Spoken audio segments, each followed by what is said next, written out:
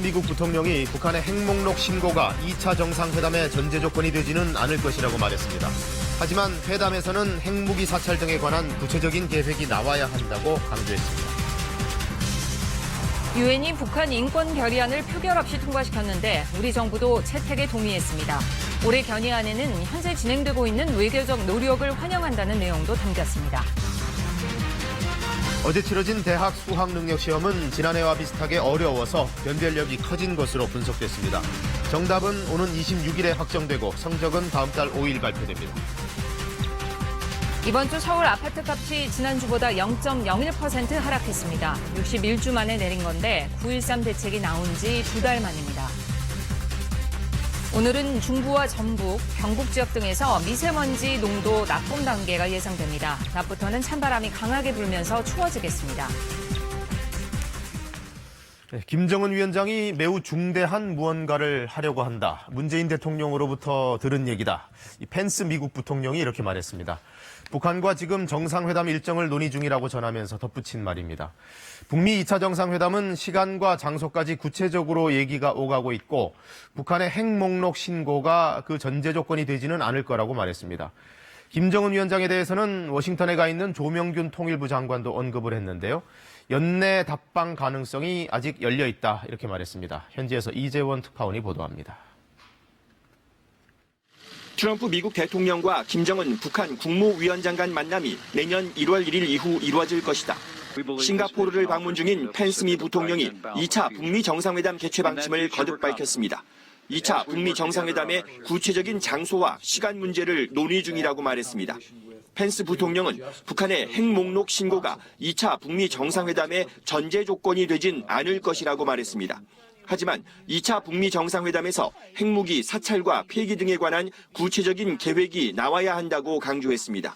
앞서 문재인 대통령과 만난 펜스 부통령은 김정은 위원장이 매우 중대한 무언가를 하려 한다는 말을 문 대통령에게 전해 들었다고 말했습니다. 다만 중대한 무엇의 내용을 구체적으로 언급하진 않았습니다. 한편 워싱턴을 방문 중인 조명균 통일부 장관은 통일부가 주최하고 경남대 극동문제연구소 등이 주관한 2018 한반도 국제포럼에서 김정은 위원장의 서울 방문은 남북 합의 사항이고 이행이 가능하다고 밝혔습니다. 김정은 위원장이 가능하다면 올해 안에 서울을 방문하는 것으로 합의를 한 바가 있습니다. 그 합의 사항에 대해서는 지금도 그대로 유효하고 가능하다고 생각을 합니다. 조 장관은 과거엔 남북 정상회담 준비에 최소한 2달이 걸렸지만 지금 남북 정상 간엔 회담을 실용적으로 준비해 하자는 합의가 돼 있다고 설명했습니다. 워싱턴에서 KBS 뉴스 이재원입니다. 유엔에서는 올해도 대북 인권 결의안이 채택됐습니다. 상당히 강도 높게 북한의 인권 문제를 규탄했다고 하는데요. 유엔 본부가 있는 뉴욕을 연결해서 자세히 알아보겠습니다. 김초로 특파원, 인권 결의안 이 회원국들 사이에서 별다른 이견 없이 통과가 됐다면서요? 네, 북한 인권 결의안 표결 없이 채택됐습니다. 말씀하신 것처럼 유엔 회원국들 간에 이견이 없을 경우 표결 없이 채택을 하게 되는데요. 유엔 총회 인권 담당인 제3위원회도 이처럼 표결 없이 합의 채택했습니다. 지난 2016년부터 3년 연속 표결 없이 채택한 겁니다.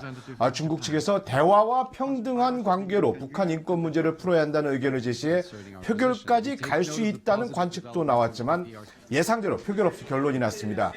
결의안에는 북한에서 오랫동안 총체적인 인권 유린이 최고위층에 의해 자행됐으나 처벌받지 않고 있는 점을 규탄하는 내용이 담겼습니다. 그러면서 가장 책임 있는 자, 북한 지도층에 대한 국제형사재판소 회부와 선별적 제재가 필요하다는 점을 권고했습니다. 가장 책임 있는 자는 김정은 위원장을 겨냥한 것으로 보입니다. 또한 북한에서 고문과 강간, 공개처형, 연좌제 등 각종 인권 침해가 벌어지고 있는 점을 상기시켰습니다. 유럽연합과 일본이 작성한 이번 결의에 우리 정부도 공동 제안국으로 참여해 채택에 동의했습니다. 북한 대표는 결의가 체제 전복을 위한 정치적 음모의 산물이라며 거부 의사를 밝히고 회의장을 떠났습니다. 북한 내부적인 인권 문제는 그렇지만 북한이 그래도 외교적으로는 올해 상당히 변화하는 모습을 보였는데 거기에 대해서는 평가가 좀 없었나요? 네, 올해 결의안에는 현재 진행 중인 외교적 노력을 환영한다는 내용이 새로 들어갔습니다. 유엔 회원국들이 남북 정상회담과 북미 정상회담 등을 통해 만들어진 북한과의 대화 분위기를 환영한다는 입장을 담은 겁니다. 남북 이산가족 문제 해결의 시급성과 중요성도 언급했는데요. 지난 8월 남북 이산가족 상봉 재개를 환영하며 이산가족 문제를 근본적으로 해결하게 하며 인도적 협력을 강화하기로 한 9월 남북 정상회담 합의를 환영한다는 내용도 담았습니다. 결의안은 다음 달 유엔 총회 본회의에서 최종 채택될 예정인데요. 그렇게 되면 14년 연속 북한 인권 개선 권고 결의안이 유엔 총회에서 채택되는 겁니다. 지금까지 뉴욕에서 전해드렸습니다. 이런 가운데 북한에서는 새로 개발한 첨단 전술 무기의 시험 행사가 있었다고 현지 방송이 보도했습니다. 오늘 아침에 전해진 소식인데요. 취재 기자 연결해서 자세히 알아보겠습니다. 윤진 기자, 김정은 위원장도 현장에 참관을 했다면서요? 네, 그렇습니다. 조선중앙방송이 보도한 것인데요. 북한의 라디오 방송인 조선중앙방송에서 오늘 김정은 위원장이 국방과학원 시험장을 찾아 새로 개발한 첨단 전술무기 시험을 지도했다고 보도했습니다. 어떤 무기인지 또 언제 지도한 건지는 아직 확인되지 않았습니다. 다만 첨단 전술무기라고만 밝혔습니다. 김정은 위원장이 김정일 국방위원장이 생전에 특별한 관심을 기울여 직접 개발을 이끌었던 무기 체계라고 말해서 또 유복자 무기와도 같다고 말했다고 보도했습니다. 중앙방송은 우월하고 위력한 설계상 지표들을 모두 만족시킨 첨단 전술무기 시험은 성공적으로 진행됐다고 보도했습니다. 김 위원장은 국방력에 대한 또 하나의 일대 과시라며 대만족을 표시한 것으로 보도됐습니다. 김 위원장이 북한군의 무기 실험을 현장에서 지도한 것은 지난해 11월 29일 보도된 대륙간 탄도미사일 ICBM급 화성 15형 발사 이후 처음입니다. 최근 북미 협상의 답보 상황을 의식한 대미 견제성 행보로 분석됩니다. 다만 전략무기가 아닌 전술무기 실험을 참관한 것은 북미 협상의 판 자체를 깨지는 않겠다는 의도가 있는 것으로 보입니다. 보도된 김 위원장의 발언에도 대미 또는 대남 관련 직접적인 언급은 없었습니다. 지금까지 통일외교부에서 KBS 뉴스 윤진입니다. 해외 순방 중인 문재인 대통령은 아세안 일정을 마무리하고 곧바로 에이펙 회의 준비에 들어갔습니다. 시진핑 주석과의 한중 정상회담 일정에 가장 큰 관심이 쏠리고 있습니다. 유호윤 기자가 보도합니다. 싱가포르에서 진행된 3박 4일간의 아세안 일정을 모두 마친 문재인 대통령이 오늘 파푸아뉴기니로 이동합니다. 문 대통령은 에이펙 정상회의 참석과 시진핑 중국 국가주석과 양자회담 등 외교 일정을 이어갈 예정입니다. 앞서 어제 마이크 펜스 미 부통령과 만난 문 대통령은 한반도 비핵화 실현 과정에서 2차 북미 정상회담의 중요성을 강조했습니다. 2차 북미 정상회담이 이루어지면 한반도의 완전한 비핵화와 통합 프로세스에 큰 진전이 있을 것이라고 기대합니다. 북한을 대화로 이끌어내는데 한미 동맹이 역할을 했다고 평가하며 항구적 평화를 위해 남북과 북미 관계가 함께 발전해야 한다는 겁니다. 펜스 부통령은 CVID, 즉 완전하고 검증 가능하며 불가역적인 비핵화를 위해선 아직 할 일이 많다며 문 대통령에게 비핵화를 위해 북측과 더 긴밀한 소통을 해달라고 요청했습니다. 또 2차 북미 정상회담에 대해 기대가 크다며 더 긴밀하게 조율을 하면서 궁극적으로는 한반도 평화를 보장하는 방식으로 진행해 나가고자 한다고 말했습니다. 문 대통령은 또 아세안 10개국의 한중일 정상들이 함께한 아세안 플러스 3 정상회의 등에 참석해 한반도 평화에 대한 각국의 지지세 확산에 주력했습니다. 아울러 한 아세안 정상회의는 남북과 북미 정상회담에서 이뤄진 합의 사항들의 조속한 이행을 촉구하는 의장 성명을 채택했습니다. 싱가포르에서 KBS 뉴스 유호윤입니다. 남북이 오늘 개성 남북공동연락사무소에서 항공 관련 실무회의를 개최합니다. 남측은 손명수 국토교통부 실장을 비롯한 관계부처 실무자 5명이, 북측은 리영선 민용항공총국 부총국장 등 5명이 대표로 참석합니다. 북측이 먼저 제안한 이번 회의에서는 국제항로 개설 문제 등이 의제로 다뤄질 것으로 보입니다. 다세대 주택과 주행 중이던 차량에서 불이 나는 사고가 잇따랐습니다. 또 인천시에 사는 한 남성이 TNT 폭약을 보관하고 있다는 신고가 접수돼 군과 경찰이 긴급 출동했습니다. 김민철 기자가 사건 사고 종합했습니다. 빌라 꼭대기에서 하얀 연기가 뿜어져 나오고 소방대원들이 연신 물을 뿌려댑니다.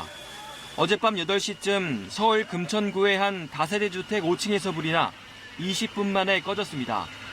다친 사람은 없었지만 집안 내부와 집기류가 타면서 1,400만 원의 재산 피해가 났습니다. 소방당국은 멀티탭 전선이 손상된 상태에서 합선되면서 불이 시작된 것으로 보고 있습니다.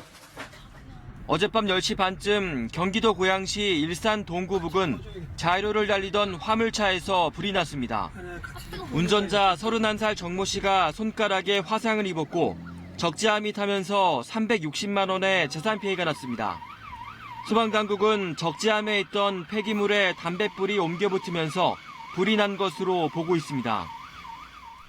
이보다 앞선 어제 오후 5시 40분쯤엔 경기도 이천시 부바르베 한 도로에서 달리던 BMW 325i 차량에 불이 났습니다. 다친 사람은 없었지만 엔진룸 일부가 타면서 300만 원의 재산 피해가 났습니다. 사고 차량은 휘발유 차량으로 국내 리콜 대상은 아닌 것으로 확인됐고 소방당국은 엔진 과열로 불이 난 것으로 보고 있습니다. 어제 저녁 7시쯤엔 인천 미추홀구의 한 아파트에 사는 50대 남성이 폭약을 보관하고 있다는 신고가 접수돼 군과 경찰이 긴급 출동했습니다.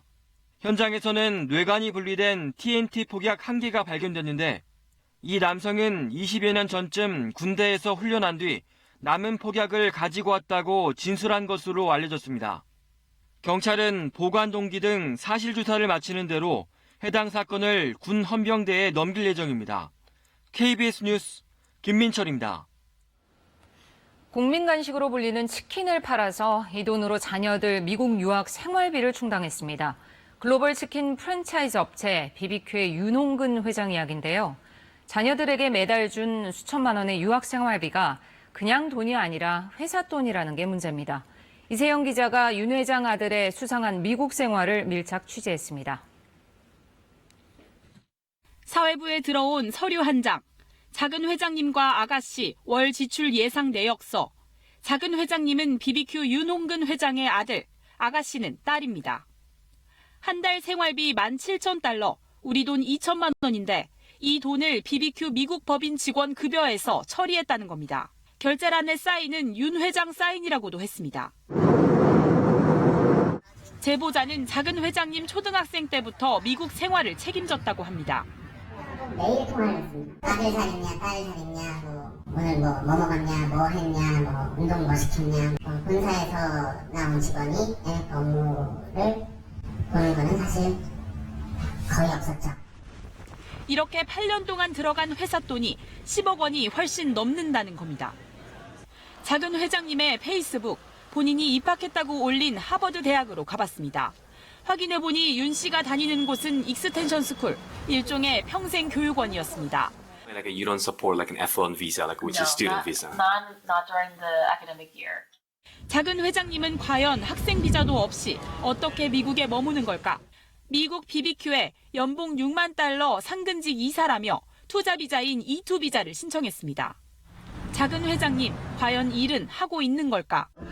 보스턴으로 가가지고 그쪽에 운영가들을 탄력 근무제로 여기서 일을 하고 있습니다. BBQ 치킨 보스턴 법인은 지난 2016년 윤 회장의 아들이 근처 하버드 대학교에 입학하기 2달 전 문을 열었습니다. 매장 잠복 취재 시작. 몇 시간을 기다려도 작은 회장님은 볼 수 없습니다. BBQ 측의 해명, 윤 회장과 아들이 제보자의 시티은행 계좌로 정기적으로 돈을 송금해 유학 자금을 충당했다며 그 근거로 외환 송금 내역서를 제시했습니다. 또 윤 회장 아들은 출근하지 않아도 업무를 수행할 수 있으며 매장이 잘 운영되고 있어 업무를 충실하게 수행하는 것으로 판단한다고 설명했습니다. 윤 회장에게 직접 물어봤습니다. 회장님 안녕하세요. 저 KBS 이세영 기자라고 하는데요. 저 아드님 관련해서 좀 여쭤보려고 하는데 저 직원 시켜서 회사 돈으로 미국 생활하게 하셨나요? 회장님 대답하고 가세요. 대답하고 가세요, 회장님. BBQ 해명은 과연 사실일까? 자세한 내용 계속 공개합니다. KBS 뉴스 이세연입니다. 어제 치러진 대학 수학능력시험은 지난해와 비슷하게 어려워서 모든 등급 간의 변별력이 커졌다는 분석이 나왔습니다. 또 수능 최저 학력 기준조차 적용하지 않는 수시 모집이 늘면서 결시율은 역대 최고를 기록했습니다. 박예원 기자입니다. 시험장을 나서는 수험생들의 얼굴에서 걱정스러운 표정이 묻어납니다. 교사들 역시 불수능이란 표현이 나왔던 지난해 수능과 비슷하게 어려웠다고 분석했습니다. 특히 국어 영역이 까다로웠을 거라는데 현직 교사와 입시업체 모두 동의했습니다. 꽉꽉 채워져 있어서 학생들이 이걸 읽을 때는 상당한 지문호 길이에 부담을 느꼈을 것이라 생각은 되고요. 수학과 영어도 지난해와 비슷하거나 다소 어렵다는 평가. 정시에서 상향 지원하기는 쉽지 않을 거라는 예상이 나옵니다. 위에서도 이렇게 조금 낮춰 쓰다 보면은 좀 중위권, 소위 얘기하는 중상위권이라고 표현할 수 있는 대학들이 아마 눈치 싸움, 아마 치열할 걸로 보입니다. 국어 영역의 오탈자는 문제 푸는 데는 큰 영향이 없었지만 처리 과정이 미숙했습니다. 오탈자가 있다는 사실이 미리 새나간 데다 수험생 중 13명은 바로잡는 정오표를 받지 못하고 시험을 치렀습니다. 수험 관계자들이 그 내용을 이처럼 미리 공개하고 일부 혼선이 빚어질 걸 예측하지 못했습니다. 올해 수능 결시율은 3교시 10.41%로 역대 최고였습니다. 수능 최저 학력 기준조차 적용하지 않는 수시 모집이 늘어났기 때문으로 분석됩니다. 수능 정답은 26일 확정되며 성적은 다음 달 5일 발표됩니다. KBS 뉴스 박예원입니다. 9.13 부동산 대책이 나온 지 2달이 됐고 그 사이 서울의 아파트값 상승률은 1년 2개월 만에 처음으로 마이너스를 기록했습니다. 그동안 오른 거에 비해서는 아직 미미한 수준이라서 앞으로의 동향이 관건입니다. 오대성 기자가 보도합니다. 재건축을 앞둔 서울 서초구의 한 대규모 아파트 단지입니다. 전용 면적 106제곱미터의 실거래 가격이 9.13 대책이 나오기 직전인 9월 초에 38억 원이었는데 지난달엔 35억 원으로 3억 원 떨어졌습니다. 집값이 더 하락할 것으로 기대하는 매수자와 가격을 낮춰서는 못 팔겠다는 매도자가 눈치 싸움을 벌이면서 거래 자체는 뜸합니다. 매도자, 매수자 호가 갭이 너무 커요. 호가가 떨어지는 거지 실질적인 매매 가격이 떨어졌다기보다는 호가 갭이 아마 줄어들고 있지 않나? 이번 주 서울 전체의 아파트값 상승률은 마이너스 0.01%를 기록했습니다. 서울 아파트값이 마이너스로 돌아선 건 지난해 9월 이후 61주 만입니다. 거래량도 크게 줄었습니다. 9.13 대책 이후 경기 부진과 금리 인상 가능성, 그리고 대출 규제 등이 겹치면서 부동산 시장에서 매수 심리가 크게 위축된 걸로 분석됩니다. 게다가 매수 대기자들에겐 여전히 집값은 비싸게 느껴지고 있습니다. 한 달 새에 3억 원이 떨어졌다는 이 아파트도 지난 1년간 12억 원이 올랐습니다. 서울 전체로 봐도 올해 들어서 7% 넘게 올랐고 이번 주 0.01% 떨어진 겁니다. 더구나 감정원이 내는 아파트값 통계엔 실거래가가 아닌 호가도 반영돼 가격 하락세가 이어질지는 미지수입니다. 계절적인 성수기인 겨울방학 이사철 때까지 적체된 매물들이 소화되지 않으면 약세 기조가 더 짙어질 수가 있습니다. 정부가 내년부터 공공택지주택의 분양원가 공개 범위를 크게 늘리기로 했는데 분양가 거품을 빼는 역할을 할 수 있을지도 지켜볼 대목입니다. KBS 뉴스 오대성입니다. 현재 전남과 제주를 중심으로 비가 내리고 있습니다. 오늘 오후까지 남부와 제주를 중심으로 비가 이어질 것으로 예상되는데요. 제주의 경우 5에서 10mm, 그리고 경북 북부와 전북 북부를 제외한 그 밖의 남부지방 5mm 미만의 비가 조금 내리겠습니다. 점점 더 추워지겠습니다. 오늘 서울의 아침 기온 6.5도로 출발하고 있지만 한낮 기온은 이보다 4, 5도가량 높은 11도에 머물겠고요. 점차 기온이 큰 폭으로 떨어지면서 토요일인 내일 아침 서울의 기온은 1도에서 출발하겠습니다. 기온이 크게 떨어지면서 중부 내륙을 중심으로 주말 동안 영하권의 추위를 보이는 곳도 있겠고요. 바람까지 강하게 불면서 실제 기온보다 체감 온도는 더욱더 낮아질 전망입니다.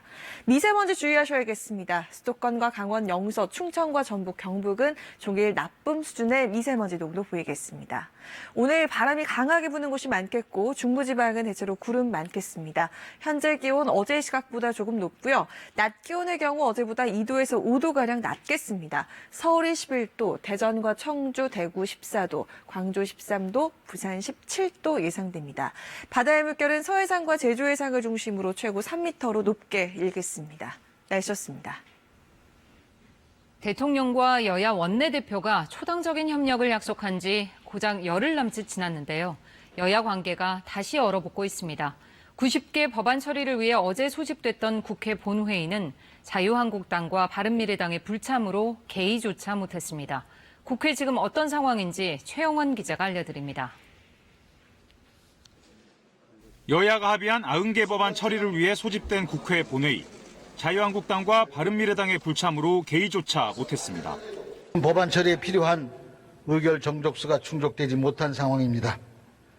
국민들 보기에 너무나 부끄럽고 의장으로서 매우 유감스럽다는 점을 말씀드립니다.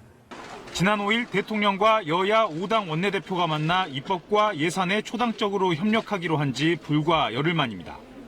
한국당과 바른미래당은 조명래 환경부 장관 임명 강행에 대한 대통령 사과와 조국 민정수석 해임, 공공기관 채용비리 의혹에 대한 국정조사 요구가 받아들여지지 않으면 국회 일정을 보이콧하겠다고 공언해왔습니다.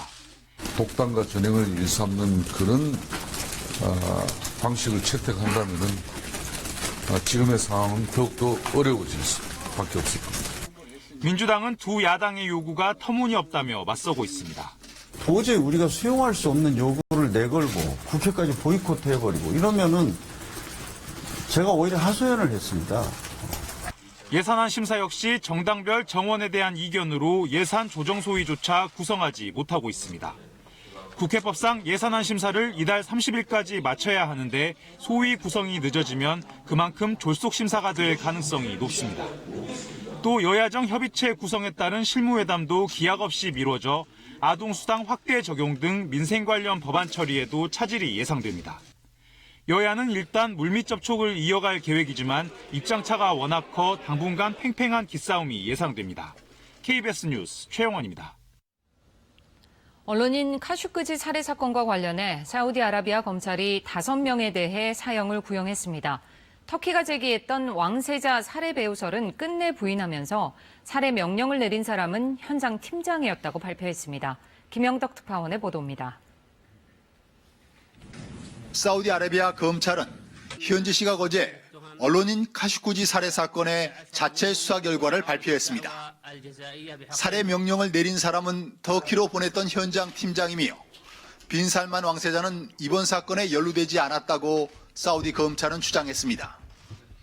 이번 사건 최고위 책임자는 사우디 정보기관의 2인자이자 왕세자의 최측근 인사였던 알 아시리로 지목됐습니다. 그가 카슈쿠지를 강제로 귀국시키라고 명령했지만 현장 팀장이 독단적으로 살해 명령을 내렸다는 겁니다.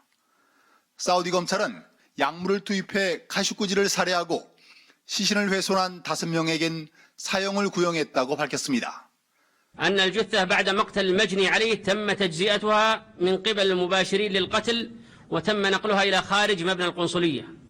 터키의 차우슈올루 외무장관은 사우디 검찰의 수사 결과가 불충분하다며 살인은 사전에 계획된 것이었다고 반박했습니다. 또 훼손된 시신의 행방과 명령을 내린 윗선에 대해 밝혀져야 한다며 앞으로 수사와 관련해 필요한 조처를 다하겠다고 강조했습니다. 두바이에서 KBS 뉴스 김영덕입니다. 미국이 대북 제재에 대한 강경 입장을 재확인했습니다. 제재를 지속하는 것은 물론이고 제재를 피하려는 북한의 시도까지도 철저히 막겠다면서 압박 강도를 높였습니다. 워싱턴 김은규 특파원의 보도입니다. 북한 핵과 미사일 문제를 다루는 미 국무부 차관보가 북한이 제재를 회피하려는 시도를 동맹국들과 함께 철저히 차단할 것이라고 말했습니다. We will keep working with partners around the world to improve their capabilities and their willingness to combat DPRK evasion. 이런 노력은 북한이 제재를 회피해 확보하려는 자금을 차단하기 위한 것이라고 포드 차관보는 설명했습니다. We are in fact working to shut down every tendril and node of the networks through which Pyongyang obtains revenue for its WMD and its missile programs. 해상에서 이루어지는 불법 환적을 예로 들며 동맹국들과 해상 감시를 강화했고 연루된 개인과 기업을 처벌하고 있다고도 했습니다. 포드 차관보의 간담회 발언이 있은 날 싱가포르 아세안 회의에 참석한 아베 일본 총리도 북한이 선박간 환적으로 제재를 피하려는 것을 막기 위해 영내 국가들이 협력해야 한다며 미국과 공동보조를 취했습니다. 포드 차관보는 북한이 미국과 동맹국들을 속여 제재 완화 혹은 해제를 얻어낸 뒤 비핵화가 필요 없게 되는 상황을 용인하지 않겠다는 것이 목적이라고 설명했습니다. 비핵화를 이행하지 않는 것은 가능한 선택이 아님을 분명히 알려주겠다고도 했습니다. 당연히 비핵화 전에 제재 완화는 없다고도 했습니다. 연기된 뒤 다시 일정을 잡고 있는 북미 협상을 앞두고 대북 제재 완화 문제에 대한 미국의 입장은 갈수록 강경해지는 분위기입니다. 워싱턴에서 KBS 뉴스 김웅규입니다. 미국에서 또 경찰을 향한 총격 사건이 벌어졌습니다. 교통 검문을 하던 경찰관에게 운전자가 총을 쏘는 모습이 영상으로 공개됐습니다. 최동혁 특파원이 전해왔습니다. 지난 11일 경찰이 검문을 위해 자동차를 세웁니다. 순간 운전자가 갑자기 총을 들고 나오더니 경찰을 향해 총을 쏩니다. 이후 총격전은 1분여 동안 지속됐고 경찰차 블랙박스에 영상이 고스란히 담겼습니다. 총탄을 맞은 경찰차는 벌집이 됐습니다.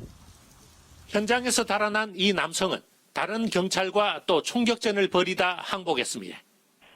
다행히 크게 다친 사람은 없었지만 미국 경찰은 이처럼 총격 상황에 노출돼 있습니다.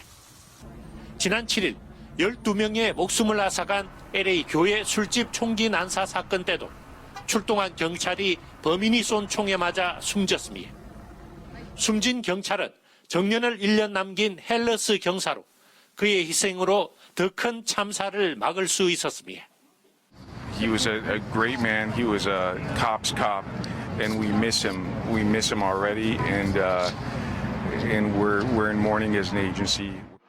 미국에서는 지난해 경찰 128명이 임무 수행 중 사망했는데 이 가운데 44명이 총에 맞아 숨졌습니다.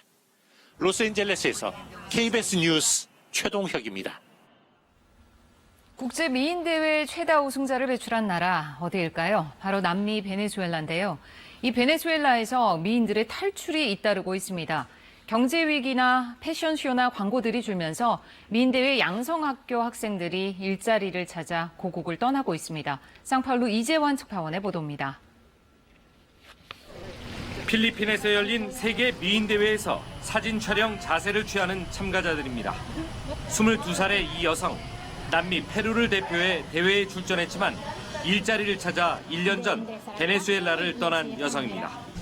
베네수엘라 출신 이 모델도 나라를 떠나 스페인을 대표해 출전했습니다.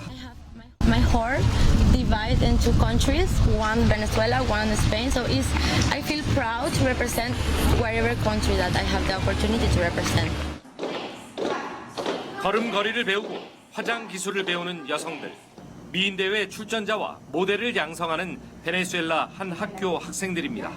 이 학교의 졸업생 70%가 나라를 떠나 해외에서 활동하고 있습니다.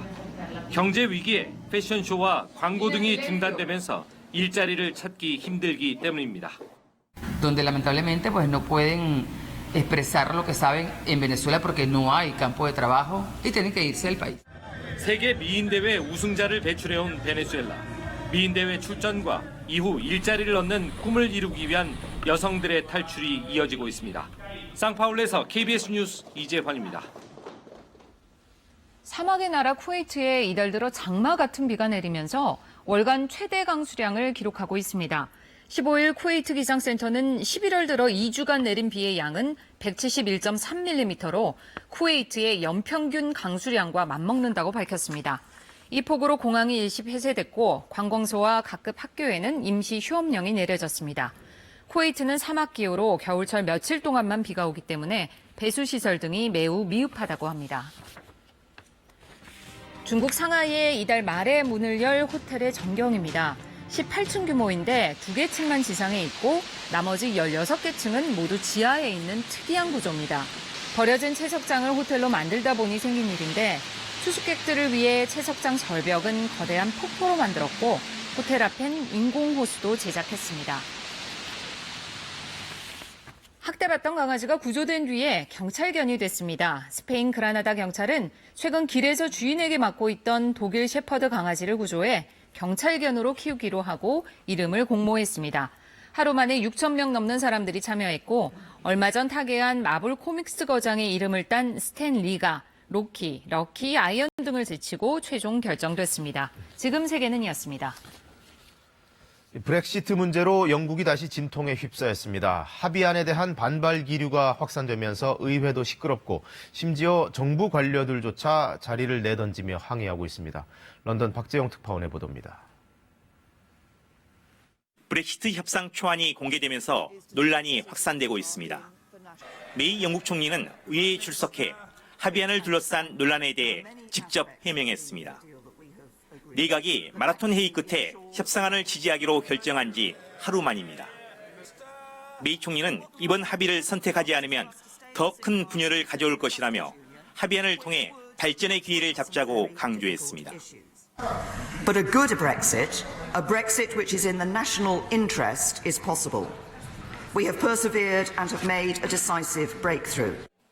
하지만 야당은 물론 보수당의 강경파로부터 거센 비판을 받았습니다.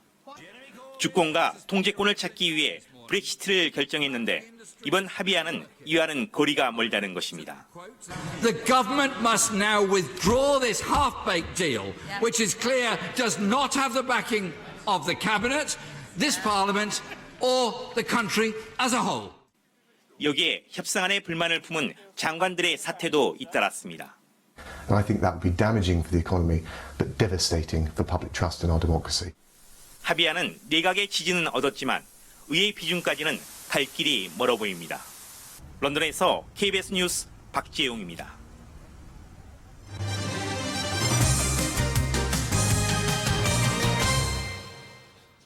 오랜 침체를 서서히 벗어나고 있는 조선업계가 과거 채권단에 약속했던 인력 감축 때문에 뒤숭숭합니다.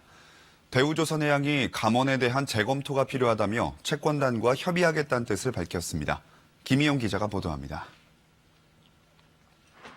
대우조선해양은 2016년 채권단에 제출한 자구계획에서 2015년 13,000명이던 인력을 올해 말까지 9,000여 명으로 줄이겠다고 밝혔습니다. 올 6월 기준 임직원 수는 9,900여 명, 자구계획대로라면 900여 명을 줄여야 합니다. 대우조선해양이 이 인력 감축안을 재검토해야 한다는 입장을 내놨습니다. 올해 매출이 9조 원을 넘길 것으로 예상되는 등 자구계획 마련 때 예측했던 실적을 훨씬 웃돌고 있다며 감원 규모도 그에 맞춰가야 한다는 겁니다. 인적 구조 조정에 대해서는 그 상황에 따라서 항상 그 업데이트 시켜 나갈 수 있는 그런 유연한 이 자세를 취해야 되지 않을까 생각이 듭니다. 올해 안에 자구계획 이행 상황에 대한 실사를 마치고 채권단과 협의하겠다고 밝혀 일단 연말에 대규모 구조조정은 피할 것으로 보입니다.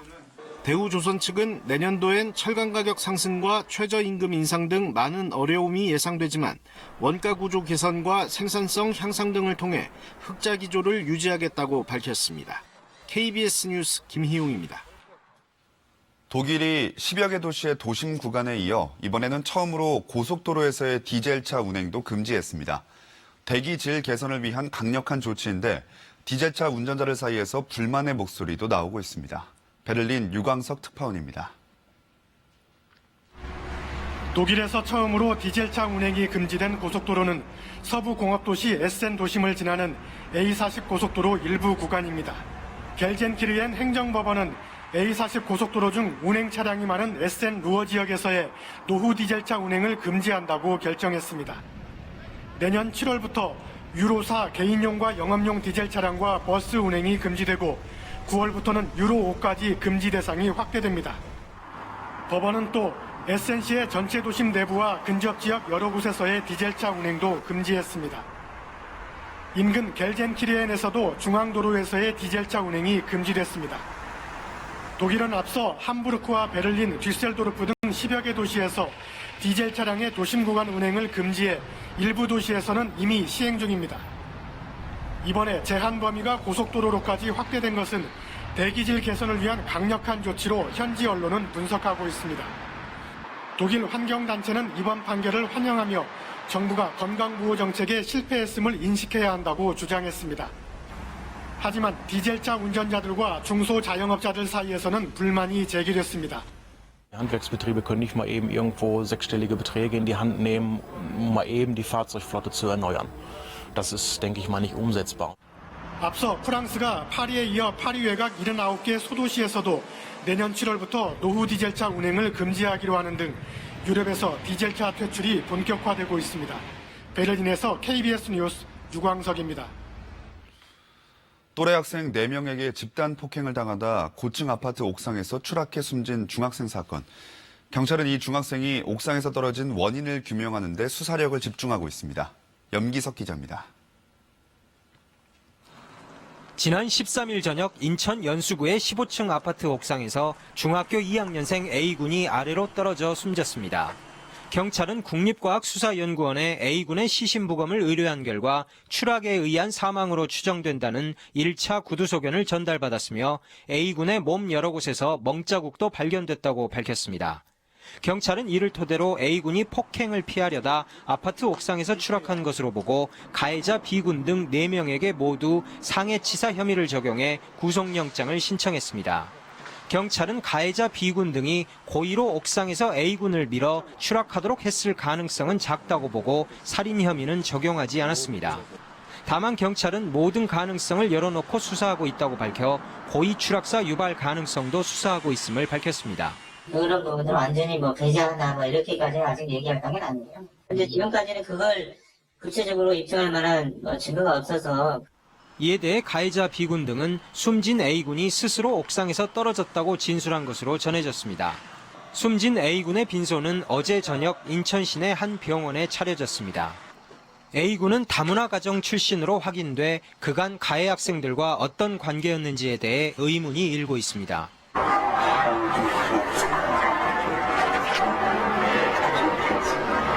경찰은 A군의 교우관계 등을 탐문해 가해 학생들이 A군을 평소에 어떻게 대했는지에 대해서도 조사를 벌이기로 했습니다. KBS 뉴스 염석입니다. 임진왜란 당시 왜구를 물리치기 위해 발명된 조선의 비밀병기 비격 진천외가 고창에서 대량으로 출토됐습니다. 포탄의 모습은 비교적 온전했고 주변에서는 포대시설 터도 함께 발굴됐습니다. 조선우 기자입니다.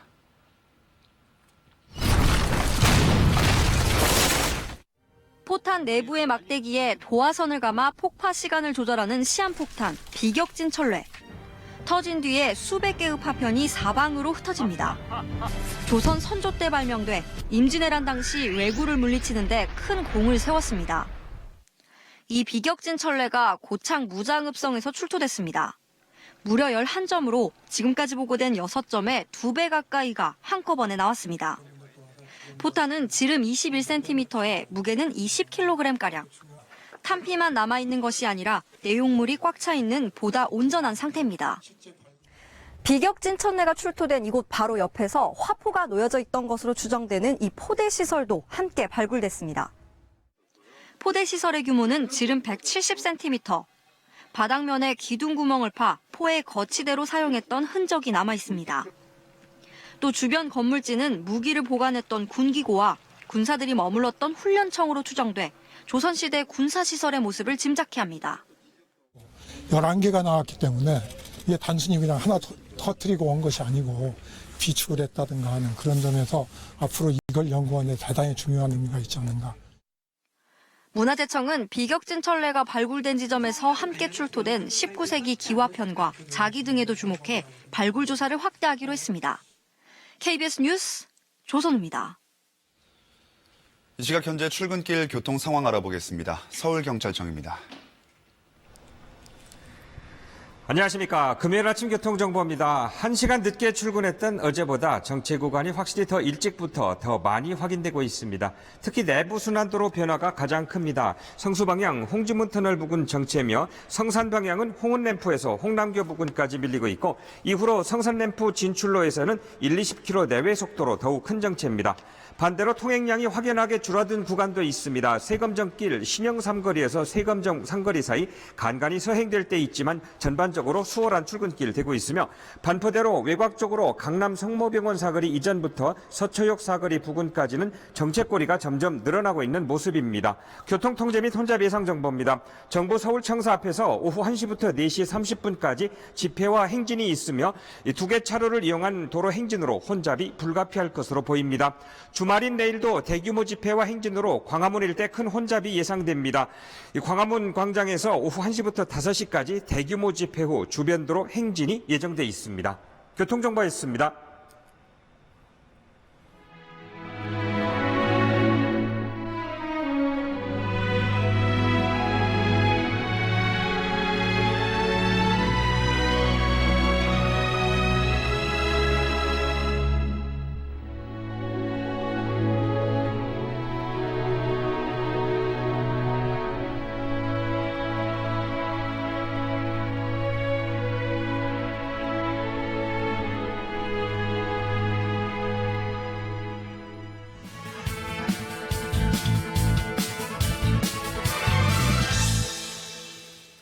고의 분식회계 판정으로 삼성 바이오로직스 주식이 거래 정지되는 등 파문이 확산하고 있습니다.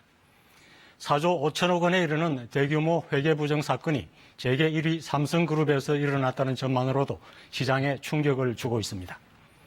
이재용 부회장의 경영권 승계 문제와 연관성 여부도 다시 도마에 올랐습니다. 기업의 회계 부정은 자본시장의 기본 질서를 부정하는 중대 범죄로 취급되고 있습니다. 수만 명에 이르는 개인 투자자들의 피해는 물론 바이오 산업 전반에 걸친 불신과 투자 위축도 우려되고 있습니다. 분식회계의 배경이 된 삼성물산과 제일모직의 합병 과정이 적절했는지도 논란이 일고 있습니다. 이재용 삼성전자 부회장의 경영권 승계에 결정적인 역할을 했기 때문에 삼성그룹 전체로 불똥이 튈 수도 있습니다. 당시 합병을 반대했던 해외 투자자들도 손해배상 소송과 함께 경영권 승계 과정에 대해 추가로 문제 삼을 태세입니다. 삼성 바이오로직스 측은 기업 회계 기준을 위반하지 않았다며 행정소송을 제기하기로 했습니다. 지난 2016년엔 당국으로부터 공식적으로 문제없다는 판단을 받았다고도 밝혔습니다. 하지만 경영권 승계 과정에서 논란이 있는 방법으로 합병을 강행하다 문제를 키운 것은 분명해 보입니다. 삼성 측의 합병과 분식회계 여부 판정 과정에서 오락가락한 행보를 보여온 금융당국의 책임도 가볍지 않습니다. 2년 가까이 시간을 끌면서 시장의 불확실성과 투자자들의 혼란을 키웠기 때문입니다. 공을 넘겨받은 검찰과 한국거래소는 철저한 조사로 엄중한 책임을 물어야 합니다. 사법부의 판단도 중요합니다. 삼성이라고 특혜를 주어서도 안 되지만 삼성이라는 이유로 불이익을 받아서도 안 됩니다. 법과 원칙에 따른 납득할 만한 조처가 있어야 합니다. 사회적 비용이 들더라도 이번 사례를 시장 질서를 바로잡고 기업의 투명 경영을 위한 시금석으로 삼아야 할 것입니다. 뉴스 해설이었습니다. 펜스 미국 부통령이 북한의 핵목록 신고가 2차 정상회담의 전제 조건이 되지는 않을 거라고 말했습니다. 하지만 회담에서는 핵사찰 등에 관한 구체적인 계획이 나와야 한다고 강조했습니다. 유엔이 북한 인권 결의안을 표결 없이 통과시켰는데 우리 정부도 채택에 동의했습니다. 올해 결의안에는 현재 진행되고 있는 외교적 노력을 환영한다는 내용도 담겼습니다. 어제 치러진 대학 수학능력 시험은 지난해와 비슷하게 어려워서 변별력이 큰 것으로 분석됐습니다. 정답은 오는 26일에 확정되고 성적은 다음 달 5일 발표됩니다. 이번 주 서울 아파트값이 지난주보다 0.01% 하락했습니다. 61주 만에 내린 건데 9.13 대책이 나온 지 2달 만입니다. 오늘은 전국 곳곳에 구름이 가득 덮여 있습니다. 특히 전남과 제주를 중심으로 비가 내렸다 그치기를 반복하고 있는데요. 오늘 남부와 제주를 중심으로 비가 오후까지 이어지겠습니다. 예상되는 비약은 제주도 5에서 10mm, 경북 북부와 전북 북부를 제외한 남부지방은 5mm 미만으로 비의 양은 적을 것으로 예상됩니다. 오늘 낮부터 북서쪽에서 찬 공기가 밀려 내려와 기온이 아주 큰 폭으로 떨어지겠습니다. 서울의 아침 기온은 6.5도로 출발하고 있지만 한낮 기온은 이보다 4, 5도가량 높은 11도에 머물겠는데요. 오후가 될수록 점점 더 기온은 크게 떨어지면서 토요일인 내일 아침 서울의 기온은 1도에서 출발하겠습니다. 주말에는 중부 내륙을 중심으로 기온이 영하로 떨어져 춥게 느껴지겠고요. 바람까지 강하게 불면서 실제 기온보다 체감 온도는 더욱더 낮아질 수 있겠습니다.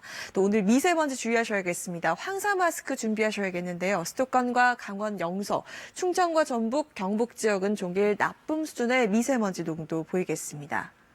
오늘은 곳곳에 바람이 강하게 불겠고 중부지방을 중심으로 구름이 많이 지나겠습니다.